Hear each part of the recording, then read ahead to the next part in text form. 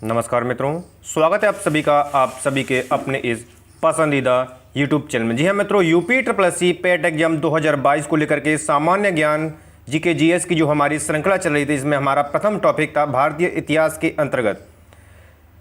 Today की classes हमारी third है, जो कि वैदिक संस्कृति की आपके सिलेबस के अकॉर्डिंग टॉपिक बाय टॉपिक चल रहे हैं। जी हाँ मित्रों, तो यदि आप हमारे चैनल पर पहली बार विजिट कर रहे हैं तो चैनल को सब्सक्राइब कर लेंगे और चैनल को सब्सक्राइब करने के पश्चात पास में जो बेल आइकन है उसको प्रेस करेंगे ताकि समय से लेटेस्ट वीडियो का नोटिफिकेशन मिलता रहेगा। तो टुडे की video UP triple S C PET exam special और सुपर टेट, लेखपाल, यूपी पुलिस कांस्टेबल वीडियो आदि एग्जाम्स के लिए सामान्य अध्ययन की है, जिसमें भारतीय इतिहास के अंतर्गत हमारा वैदिक संस्कृति का पार्ट 1 आपको प्रोवाइड किया जा रहा है। मित्रों, प्रथम प्रश्न आपका है, आर्य शब्द इंगित करता है नृजाति समूह को, या वरिजन को, भाषा समूह को, श्रेष्ठ वंश को। वीडियो को बीच में पॉज करके सही आंसर लगाने की कोशिश करेंगे। तो आंसर आपका करेक्ट है ऑप्शन डी, यानी कि श्रेष्ठ वंश को आर्य शब्द जो है इंगित करता है। ठीक है, अगला प्रश्न आपके लिए, क्लासिकीय संस्कृत में आर्य शब्द का अर्थ है ईश्वर में विश्वासी, एक वंशानुगत जाति, किसी विशेष धर्म में विश्वास रखने वाला, या एक उत्तम व्यक्ति। तो यहां से आपका राइट आंसर जाएगा ऑप्शन डी की ओर, एक उत्तम व्यक्ति। संस्कृत में या क्लासिकीय संस्कृत में आर्य शब्द जो है अर्थ अपना रखता है, जिसका अर्थ होता है एक उत्तम व्यक्ति। अगला प्रश्न आप सभी के लिए, सबसे पुराना वेद कौन सा है? यजुर्वेद, ऋग्वेद, सामवेद, अथर्ववेद। सबसे पुराना वेद माना जाता है जिसे, तो आपका राइट आंसर हो जाएगा ऑप्शन बी, यानी कि ऋग्वेद आपका सबसे प्राचीन वेद है। ठीक है, अगला प्रश्न आपके लिए, त्रयी नाम है 3 वेदों का, धर्म, संघ व युद्ध का, हिंदू धर्म के 3 देवताओं का, 3 मौसमों का। त्रयी नाम है, तो यहां से आपका राइट आंसर हो जाएगा ऑप्शन ए, 3 वेदों का नाम है त्रयी। ठीक है, अगला प्रश्न आपके लिए, निम्नलिखित 4 वेदों में से किस एक में जादुई माया या वशीकरण का वर्णन है? ऐसा कौन सा वेद है जिसमें जादुई माया और वशीकरण को बताया जाता है या वर्णन किया जाता है? ऋग्वेद, यजुर्वेद, अथर्ववेद, सामवेद। तो यहाँ से आपका राइट आंसर हो जाएगा, जिसमें जादू टोना वशीकरण आदि का वर्णन होता है, वह आपका अथर्ववेद होता है, यानी कि ऑप्शन सी आपका करेक्ट हो जाएगा। ऑप्शन सी आपका यहाँ पर करेक्ट हो जाएगा मित्रों। चलिए अगला प्रश्न आपका, ऋग्वेद में ऋचाएँ हैं, ऋग्वेद में कितनी ऋचाएँ होती हैं? 1028, 1017, 1128, 1020।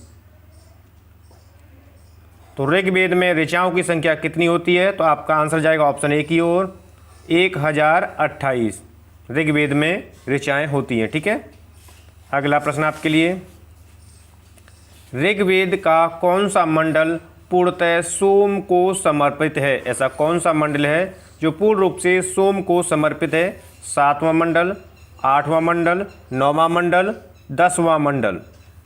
तो यहाँ से आपका करेक्ट आंसर हो जाएगा ऑप्शन सी, 9वां मंडल, जो कि पूर्णतः सोम को समर्पित है। ठीक है, याद रखेंगे। अगला प्रश्न आपका, एक एक प्रश्न आप सभी के लिए सेलेक्टेड है मित्रों, तो वीडियो को लाइक शेयर करते चलेंगे। यज्ञ संबंधी विधि विधानों का पता चलता है किस वेद से? सामवेद से, ब्राह्मण ग्रंथों से और यजुर्वेद से। तो यहाँ से आपका राइट आंसर क्या होगा? तो देखिए, यज्ञ संबंधी विधि विधानों का पता चलता है आपका यजुर्वेद से, यानी कि ऑप्शन डी आपका यहाँ पर राइट हो जाएगा। अगला प्रश्न आपके लिए, निम्नलिखित में से किसका संकलन ऋग्वेद पर आधारित है? यजुर्वेद, सामवेद, अथर्ववेद, उपरोक्त में से कोई नहीं। तो यहाँ से आपका राइट आंसर जाएगा ऑप्शन बी की ओर, सामवेद, जिसका संकलन ऋग्वेद पर आधारित है। ठीक है, अगला प्रश्न आपके लिए, भारत के किस स्थल की खुदाई से लौह धातु के प्रचलन के प्राचीनतम प्रमाण मिले हैं? तक्षशिला, अतरंजीखेड़ा, कौशाम्बी, हस्तिनापुर। तो लौह धातु के प्रचलन के प्राचीनतम प्रमाण जो मिले हैं आपके अतरंजीखेड़ा से, यानी कि ऑप्शन बी आपका राइट हो जाएगा यहाँ पर। अगला प्रश्न आपके लिए, उपनिषद पुस्तकें हैं धर्म पर, योग पर, विधि पर, दर्शन पर। तो यहाँ से आपका राइट आंसर क्या होगा, प्रश्न को एक बार समझ लेंगे। उपनिषद की जो पुस्तक हैं आधारित हैं, इस तरह प्रश्न आपका, ठीक है। तो यहाँ से आपका करेक्ट आंसर जो है उपनिषद पुस्तकें जो हैं दर्शन पर आधारित हैं।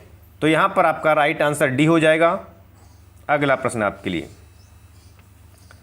निम्नलिखित में से किस एक वैदिक साहित्य में मोक्ष की चर्चा मिलती है? ऋग्वेद में, परवर्ती संहिताएं, ब्राह्मण, उपनिषद। ऐसा कौन सा वैदिक साहित्य है जिसमें मोक्ष की चर्चा मिलती है? तो यहाँ से आपका राइट आंसर हो जाएगा ऑप्शन डी, उपनिषद। उपनिषद में जो है मोक्ष की चर्चा मिलती है। एक एक प्रश्न आप सभी के लिए सिलेक्टेड है, तो वीडियो को लाइक शेयर कर देंगे मित्रों। नेक्स्ट प्रश्न आपके लिए है, आध्यात्म ज्ञान के विषय में नचिकेता और यम का संवाद किस उपनिषद में प्राप्त होता है? नचिकेता और यम का संवाद कंठोपनिषद में और केन उपनिषद में। तो यहाँ से आपका राइट आंसर हो जाएगा, आध्यात्म ज्ञान के विषय में जो नचिकेता हैं और यम हैं उनका संवाद मिलता है आपका कंठोपनिषद में, यानी कि ऑप्शन सी आपका यहाँ से करेक्ट हो जाएगा। अगला प्रश्न आपके लिए, उपनिषद काल के राजा अश्वपति शासक थे, कहाँ के शासक थे? काशी के, केकई के, पांचाल के या विदेह के? तो उपनिषद काल के राजा अश्वपति शासक थे। तो यहाँ से आपका राइट आंसर जाएगा ऑप्शन बी की ओर, ये शासक जो थे आपके केकई के थे, ठीक है। अगला प्रश्न आपके लिए, आरंभिक वैदिक साहित्य में सर्वाधिक वर्णित नदी है, सबसे अधिक वर्णन मिलता है, ऐसी कौन सी नदी है? जिसमें सिंधु है, शतुद्री है, सरस्वती है, गंगा है। तो यहाँ से आपका राइट आंसर हो जाएगा ऑप्शन ए की ओर, सबसे अधिक वर्णित है जो कि वैदिक साहित्य में, वह नदी का नाम है सिंधु नदी, ठीक है। अगला प्रश्न आपके लिए, वैदिक नदी अस्किनी की पहचान निम्नलिखित नदियों में से किस एक के साथ की जाती है? किस एक के साथ की जाती है? व्यास, रावी, चेनाब, झेलम। तो यहां से आपका राइट आंसर हो जाएगा ऑप्शन सी, चेनाब नदी के साथ अस्किनी नदी की पहचान की जाती है, ठीक है। अगला प्रश्न आपके लिए, ऋग्वेद में निम्नलिखित किन नदियों का उल्लेख अफगानिस्तान के साथ आर्यों के संबंध का सूचक है?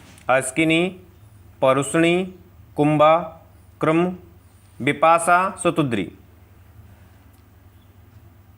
तो यहां से आपका राइट आंसर हो जाएगा ऑप्शन सी। देखिए, राइट आंसर लगाने के लिए बीच में वीडियो को पॉज कर। नेक्स्ट प्रश्न आपका है, वैदिक नदी कुंभा का स्थान कहाँ निर्धारित होना चाहिए?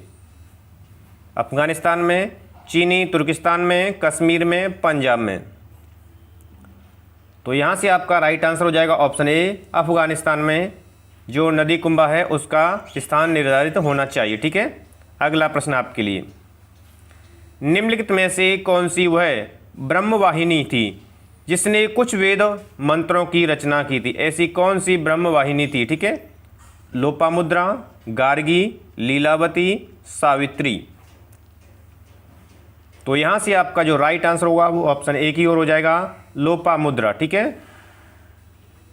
अगला प्रश्न आपके लिए, ऋग्वैदिक काल में निष्क शब्द का प्रयोग एक आभूषण के लिए होता था, किंतु परिवर्ती काल में उसका प्रयोग किस अर्थ में प्रयोग हुआ है? शस्त्र, कृषि औजार, लिपि, सिक्का। तो यहाँ से आपका जो राइट आंसर होगा वो ऑप्शन डी हो जाएगा। वर्तमान में जो परिवर्ती काल कहें उसमें प्रयोग होने लगा है निष्क का, जो सिक्के के रूप में। ऋग्वैदिक काल में निष्क किस अंग का आभूषण था? कान का, गले का, बाहु का, कलाई का।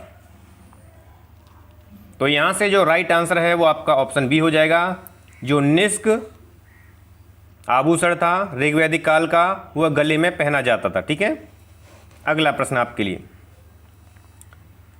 प्राचीन भारत में निष्का से जाने जाते थे स्वर्ण के आभूषण, गायें, तांबे के सिक्के, चांदी के सिक्के।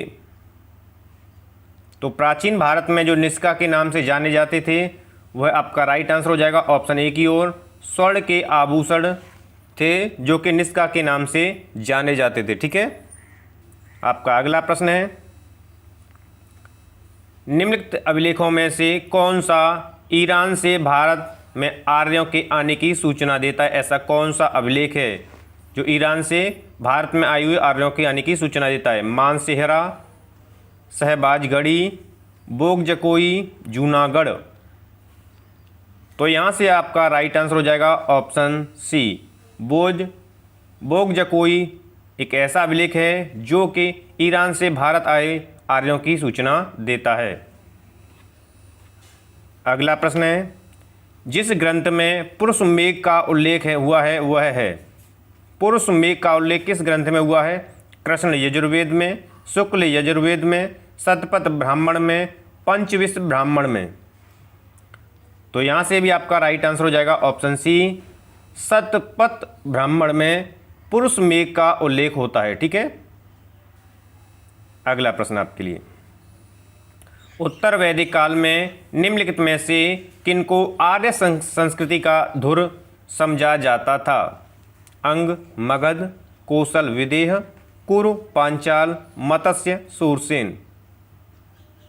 तो यहाँ से आपका जो राइट आंसर है वो ऑप्शन ए की ओर है, यानी कि अंग और मगध उत्तर वैदिक काल में इनको आर्य संस्कृति का धुर समझा जाता था। ठीक है, तो टुडे की क्लासेज के टॉप मोस्ट इंपोर्टेंट सेलेक्टेड 25 प्रश्न की श्रृंखला है मित्रों, जो कि वैदिक संस्कृति से थी, और इसके नेक्स्ट पार्ट में हम आगे कंटिन्यू करेंगे जब तक आप सभी बेहतर तरीके से वीडियो को लाइक शेयर करते चलेंगे। और प्रीवियस वीडियो अभी आपने नहीं देखी हैं तो चैनल के डिस्क्रिप्शन बॉक्स में लिंक मिल जाएगा, आप वहाँ जाकर बेहतर तरीके से प्रीवियस क्लासों को देखेंगे, क्योंकि एक एक प्रश्न आप सभी के लिए सेलेक्ट है, एग्जाम में सफलता दिलाने वाला है। जी हाँ मित्रों, और अभी तक आपने चैनल को सब्सक्राइब नहीं किया है तो चैनल को सब्सक्राइब करते हुए पास में जो बेल आइकन है उसको प्रेस कर देंगे, ताकि समय से आने वाली लेटेस्ट वीडियो को आपको नोटिफिकेशन मिलता रहेगा। मित्रों धन्यवाद।